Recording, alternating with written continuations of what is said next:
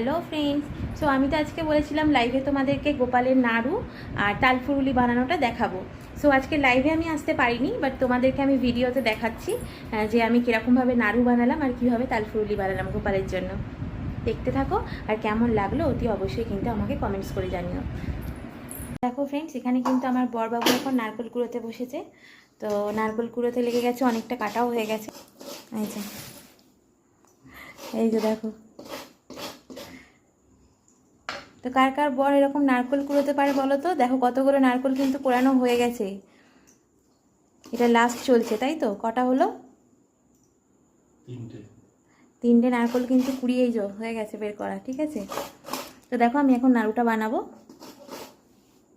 দেখো ফ্রেন্ডস, এখানে আমি কড়াইয়ের মধ্যে কিন্তু ওই নারকেলটা আর গুড় অ্যাড করে দিয়েছি এটার মধ্যে।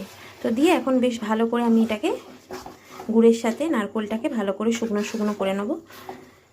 নিয়ে তারপরে নাড়ুটা যখন আমি বানাবো তখন তোমাদেরকে দেখাবো। দেখো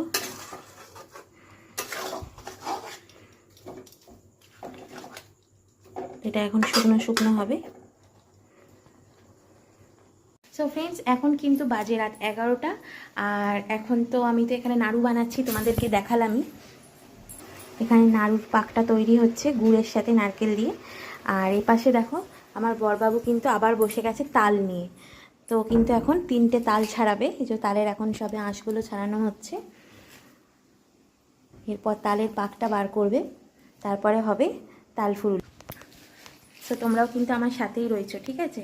আমার সাথে থাকো আর ভিডিওগুলো দেখতে থাকো। তো দেখো ফ্রেন্ডস, নারকেল আর গুড় একসঙ্গে করে কিন্তু আমি বেশ ভালো করে পাক মেরে নিয়েছি। এবার কিন্তু আমি নাড়ুটা করবো। তো তোমরা দেখতে থাকো নাড়ুটা কীরকমভাবে বানাচ্ছি।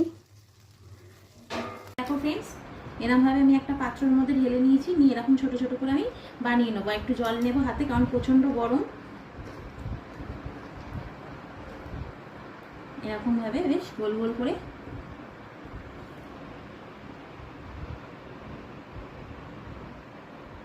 খুব গরম, কারণ এটা গরম গরমই করতে হবে।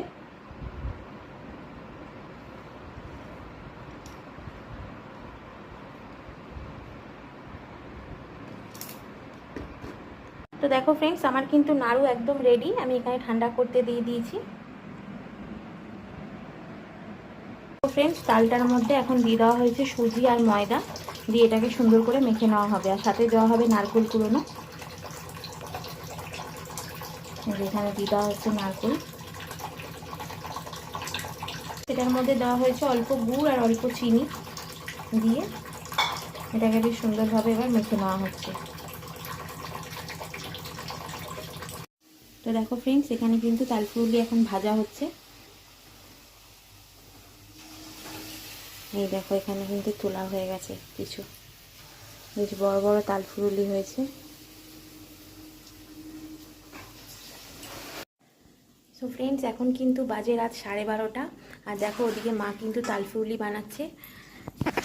তো অনেকে এই যে দেখো এখনও অনেকটাই বাকি রয়েছে। সো আমি এখানে ভিডিওটা এবার শেষ। তো তোমাদের আজকে গোপালের জন্মাষ্টমীর জন্য নাড়ু আর তালফুরুলি কীরকম লাগলো সেটা কিন্তু অতি অবশ্যই আমাকে কমেন্টস করে জানিও। ভিডিওটা তো এখানেই আমি শেষ করছি। এখনও অবধি আমি রাতে ডিনার সারিনি।